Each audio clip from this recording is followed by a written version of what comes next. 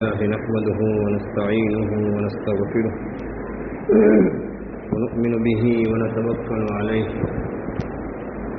ونعوذ بالله من شرور أنفسنا ومن سيئات أعمالنا من يهده الله فلا مضل له ومن يضلله فلا هادي له وأشهد أن لا إله إلا الله وحده لا شريك له وأشهد أن سيدنا ومولانا محمدا عبده ورسوله أما بعد فأعوذ بالله من الشيطان الرجيم بسم الله الرحمن الرحيم وتأكلون التراث أكلا لما وتحبون المال حبا جما وقال النبي صلى الله تعالى عليه وسلم تعلموا الفرائض وعلموها الناس فإنه نصف العلم صدق الله العظيم وصدق رسوله النبي الكريم ونحن على ذلك لمن الشاهدين والشاكرين والحمد لله رب العالمين. محترم برادران اسلام، گزشتہ جمعہ میں میراث کے متعلق کچھ باتیں عرض کی تھی، خصوصاً لڑکے اور لڑکی کی میراث عام طور پر لوگوں کو اس پر اشکال ہوتا ہے کہ لڑکے کو ڈبل اور لڑکی کو سنگل. وہ بات میں نے قصوں کی روشنی میں سمجھائی تھی.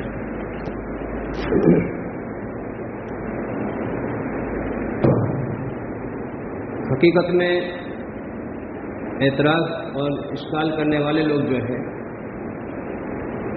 خصوصاً وہ لوگ جس کا اسلام سے کوئی تعلق ہی نہیں،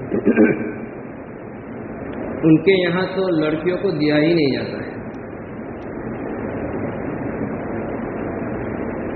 تو ہم خاموش کرنے کے لیے ان کو یہ بھی کہہ سکتے ہیں بھائی پہلے آپ دے کر کے آؤ، پھر اعتراض کرو، پھر ہم سمجھائیں گے. آپ کے مذہب میں تو دیتے ہی نہیں. قرآن کریم میں اللہ تبارک تعالیٰ نے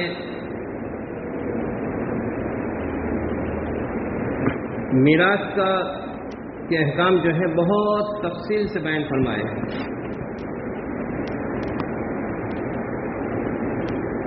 گزشتہ جمعہ کو یہ بات بھی میں نے کہی تھی کہ مرنے والوں کے 4 حق ہیں، اس میں سے آخری حق جو ہے یہ ہے تقسیم میراث، اور 3 دن میں میراث تقسیم ہو جانی چاہیے. یہ شریعت کا حکم ہے. لوگ جو بھی کہیں ہم شریعت کا حکام پر چلیں گے. اگر پھر میراث تقسیم نہیں ہوتی ہے تو بعد میں جا کر کے کئی مسائل ہوتے ہیں، اور بعض مسائل تو ایسے ہوتے ہیں کہ مفتیان اکرام اس کے پاس اس کا حل کرنا بڑا مشکل کام ہوتا ہے.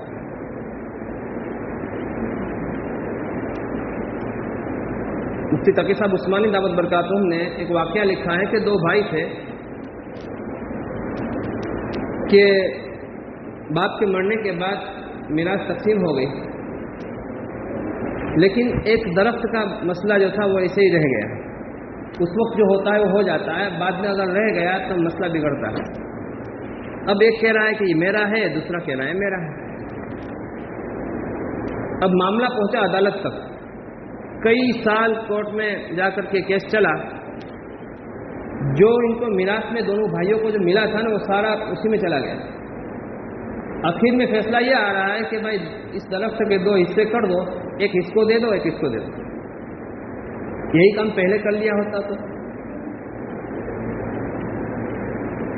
معلوم یہ ہوا کہ یہ چیزیں ہمیں بعد میں جا کر کے جھگڑوں تک پہنچانے والی ہیں.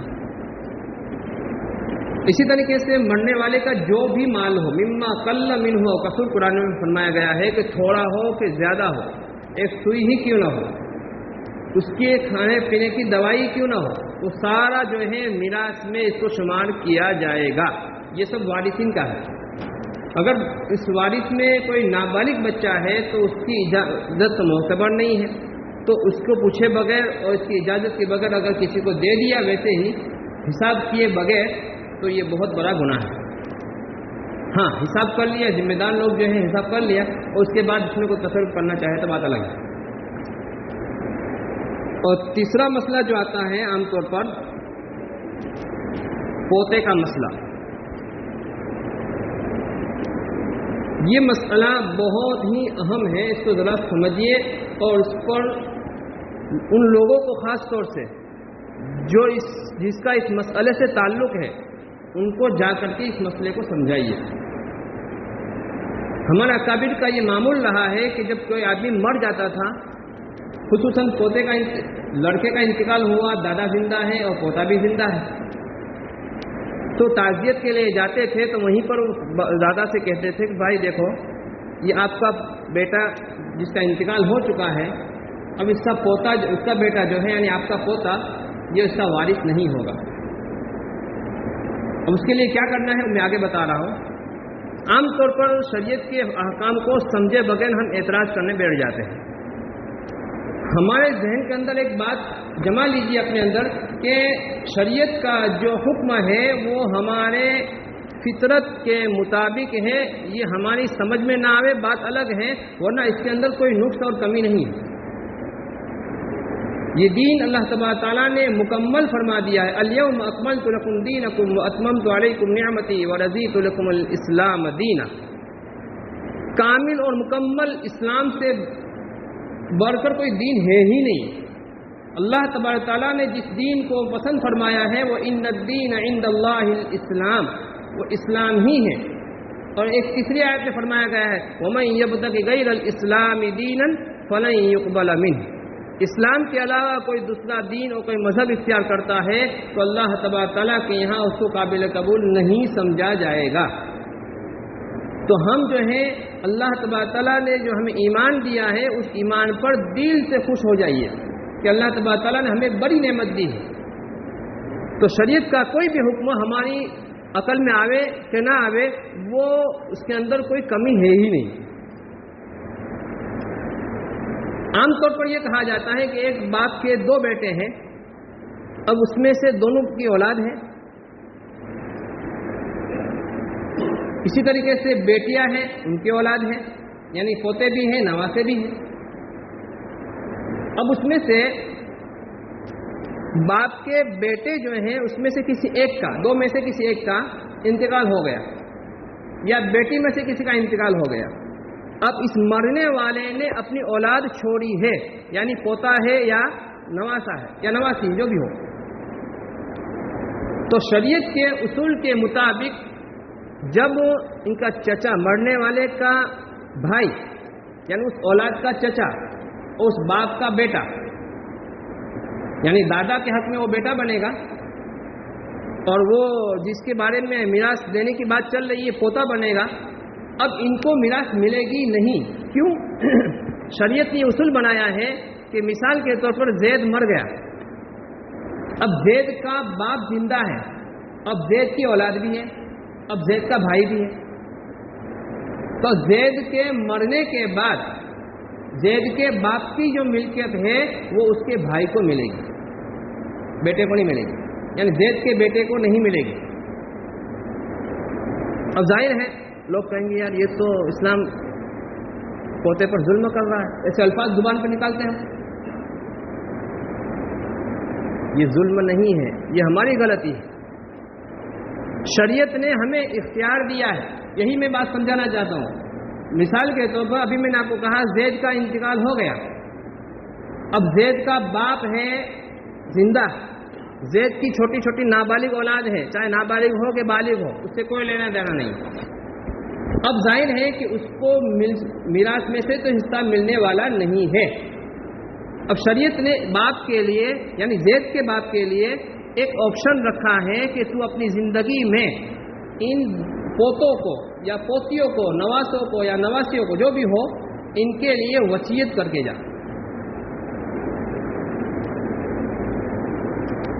یا تو اپنی زندگی میں ان کو مال ہبہ اور ہدیہ کے طور پر دے کر جا.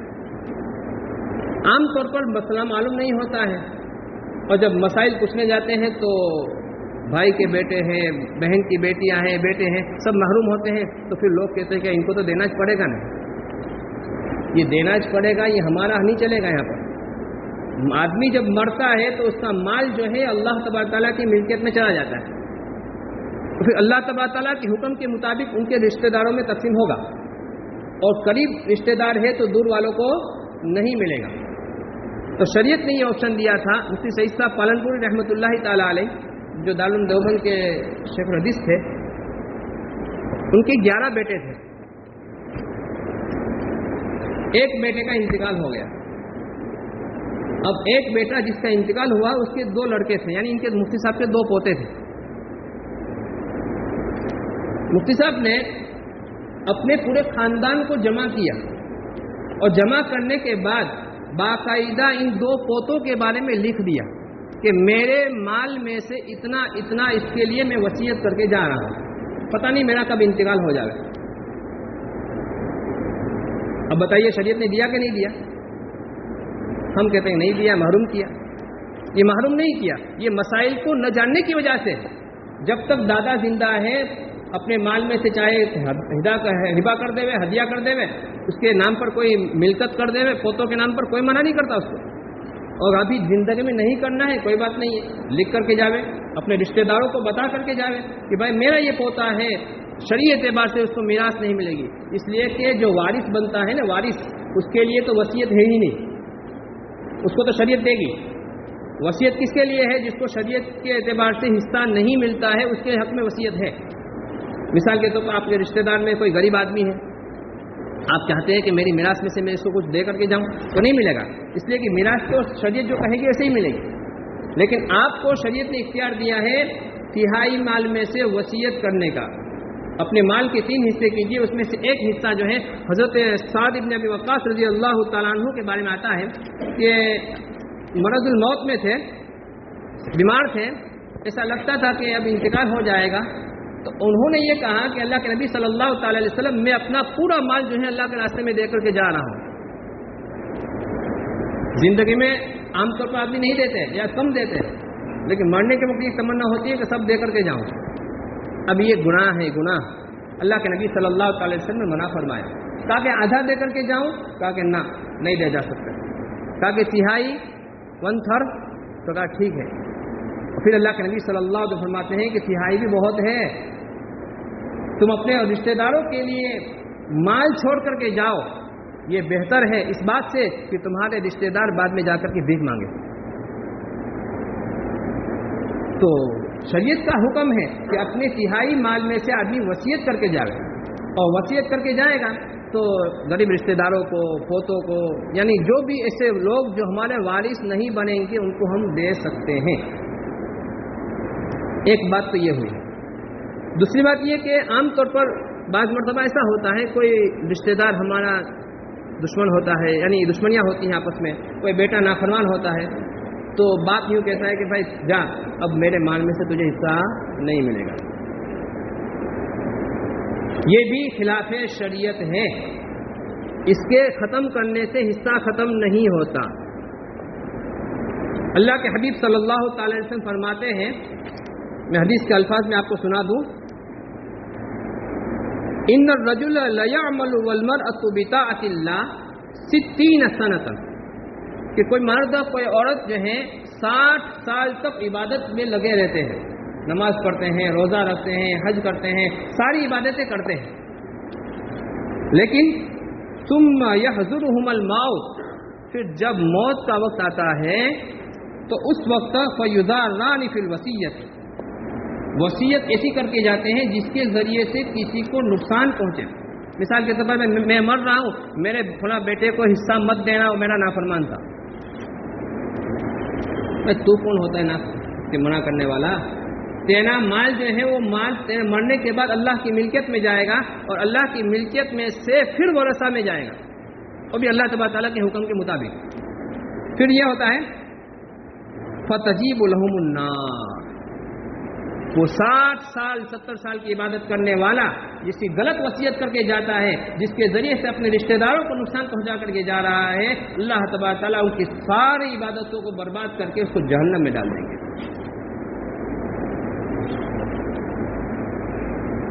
یہ ایک واقعہ اس کے بارے میں ہے. ایک بیٹے نے اپنے گھر کے اندر کسی اور کا مال رکھا اور پولیس اسٹیشن میں جا کر کے اپنے باپ کے خلاف فریاد کر دی کہ میرے باپ نے یہ چوری کر کے لایا ہے. اب ذرا تصور کیجئے اب اس باپ کے کیا جذبات ہوں گے اس بیٹے کے بارے میں. پولیس آ گئی. باپ نے پوچھا بھائی کیا بات ہے؟ کہا کہ آپ نے چوری کی اور چوری کا مال آپ کے گھر میں ہے.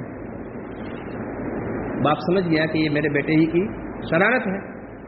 دیکھا تو ایک ڈبی پڑی ہوئی تھی, اس نے اس ڈبی کو ایک کونے میں پھینک دیا اور اللہ تبارک تعالیٰ سے دعا کی کہ اللہ آج تک آپ نے میری لاج رکھی ہے, اب میرے بال سفید ہو چکے ہیں, آپ میری لاج رکھ لیجیے. پورا گھر تلاش کر لیا, کہیں کچھ ملا نہیں. بیٹا کی جو فریاد تھی وہ بالکل گویا کہ غلط ثابت ہوئی.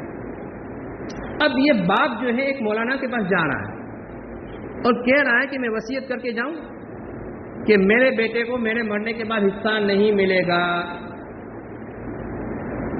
پوچھے تو پتہ چلتا ہے کہ پوچھنے گیا تو پتہ چلا, ان کو پتہ چلا کہ بھائی یہ کیا میں اچھا کرنا ہوں کہ برا کرنا ہوں. تو اس مولانا نے کہا کہ بھائی یہ تو آپ کے لیے جائز نہیں ہے, یہ تو بہت بڑا گناہ ہے. آپ ایک کام کرو,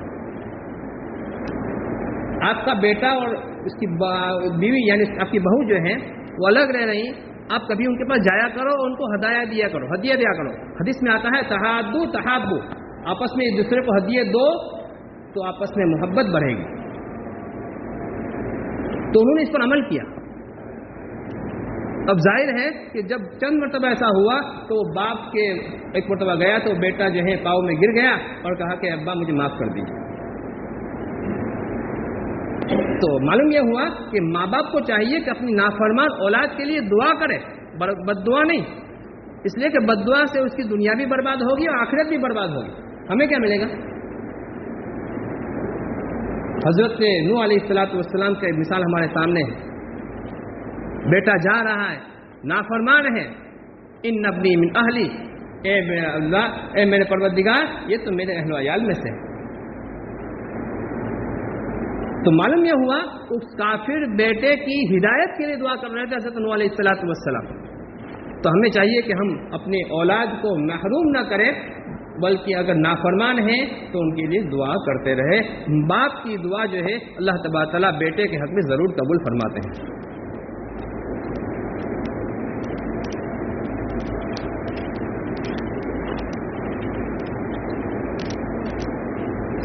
حدیث میں آتا ہے, جو اس سے پہلے بھی میں آپ کو سمجھا چکا ہوں, کل قیامت کے دن ایک آدمی جو ہے بہت بڑی نیکیاں لے کر کے آئے گا, بہت ساری عبادتیں لے کر کے آئے گا,